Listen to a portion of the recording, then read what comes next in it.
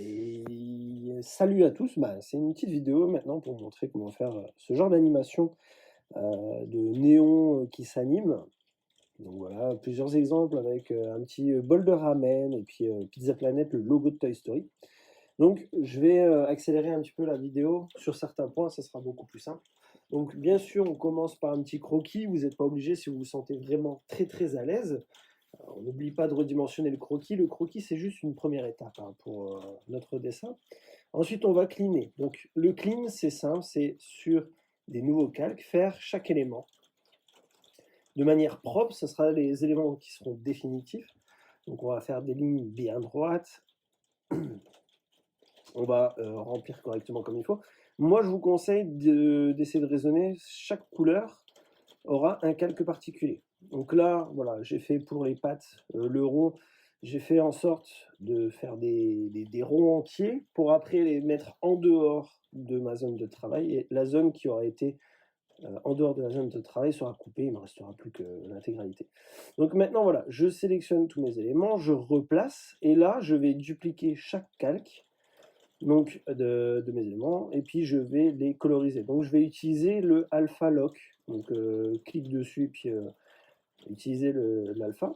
Ensuite, je vais simplement récupérer toute ma base de noir pour pouvoir faire mon bol en noir, parce que ça sera une base de travail pour pouvoir faire l'animation des néons. Donc voilà, je le duplique, ma base en noir, et puis je fais un effet de flou gaussien dessus. Jusque-là, rien de bien simple, rien de bien compliqué plutôt. Ouais, c'est bizarre. Donc du coup, après, je déplace avec la souris. Et maintenant, je vais commencer à préparer le fond. Donc, pour avoir un bon effet, pour l'effet néon, c'est de préparer un fond qui sera assez foncé de base. On va mettre une trame, donc il y a plein de brosses texturées. Vous pouvez même prendre des images que vous trouverez sur Internet de briques, dans lesquelles vous viendrez convertir le tout pour assombrir et puis donner un peu de lumière. Et voilà. Là, vous avez les éléments qui sont colorisés. Donc, je vais grouper et aplatir mes éléments d'une seule et même couleur. Donc là, ça va. J'en avais qu'un seul pour les nouilles. Mais maintenant, ce que je vais faire, c'est que je vais dupliquer chaque élément pour leur affecter un rayonnement. Alors attention, le rayonnement va fonctionner seulement sur les couleurs relativement vives et claires de base. Donc ça va donner un effet de néon brûlé, on va dire. Et donc, en fonction de comment on va gérer la taille et l'autre option, on va avoir quelque chose qui sera plus ou moins un effet de lumière diffuse. Donc ça, je le fais plusieurs fois, 2 fois, 3 fois, peu importe, tout dépend du résultat que vous voudrez. Moi, j'ai décidé d'en faire que 2 avec des rayonnements différents. Sachez qu'il y a d'autres façons de faire aussi, on n'est pas obligé de faire le rayonnement. Et le premier, je vais m'amuser à lui appliquer une texture blanche, un peu granuleuse, pour donner un peu parce que le néon, il y a une couleur qui se diffuse avec un intérieur assez blanc, au niveau du néon, donc voilà, je donne cet aspect-là. Et en fait, je vais faire exactement la même chose pour chaque calque. C'est ça qui est important de se dire, c'est que pour chaque calque, pour chaque couleur, je vais dupliquer plusieurs fois et celui qui sera tout en haut, je vais le recouvrir de blanc en utilisant le Alpha Lock. Donc soit on utilise les 2 doigts et on décale vers la droite quand on sélectionne notre calque, soit on décide de cliquer dessus et on demande à utiliser le Alpha Lock. Donc, pour la couleur rouge, par exemple, ici, le rose plutôt, le rayonnement fonctionne à moitié. Le résultat n'est pas concluant, donc du coup, je préférais partir sur un flou gaussien. On aura le même effet, de toute façon, plus on va dupliquer un calque en lui appliquant du flou gaussien, au plus ça va donner un effet de lumière diffuse. Ensuite, j'utilise le blanc sur mon premier élément, et voilà. Donc je vais faire ça pour chaque calque, pour chaque couleur, ça c'est vraiment important, hein. Pour chaque couleur, vous faites ça. Voilà, c'est déjà quasiment fini.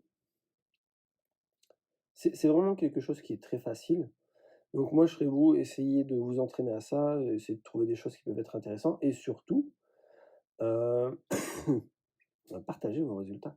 Donc là, voilà, j'ai isolé chaque élément, je les ai fusionnés ensemble pour éviter d'avoir trop de calque à animer. Et maintenant, dans l'animation, on va se rendre sur la clé à molette, sur l'assistant d'animation. Et donc, chaque calque est une image par seconde. Donc nous, déjà, on va faire en sorte que le premier calque, le calque de fond, voilà, je vais le fusionner donc avec mes tracés noirs et puis mon ombre portée plus mon fond que j'ai texturé. Je vais les fusionner et je vais cliquer sur la première image pour lui dire que c'est une image d'arrière-plan. Comme ça, je sais qu'elle ne va pas bouger. Ensuite, je vais tout simplement grouper tous mes éléments parce que qui dit élément groupé veut dire une seule frame. Et une fois que j'ai groupé ça, je vais dupliquer plusieurs fois mon calque groupé. Comme ça va me faire plusieurs frames. Et une fois que j'aurai terminé ça, j'aurai plus qu'à activer dans le groupe les calques que j'ai envie de montrer. Voilà, là, je suis en train de dupliquer et de renommer, donc frame 1, frame 2, frame 3, et on voit qu'au fur et à mesure que je duplique, c'est en train de rajouter des images en dessous.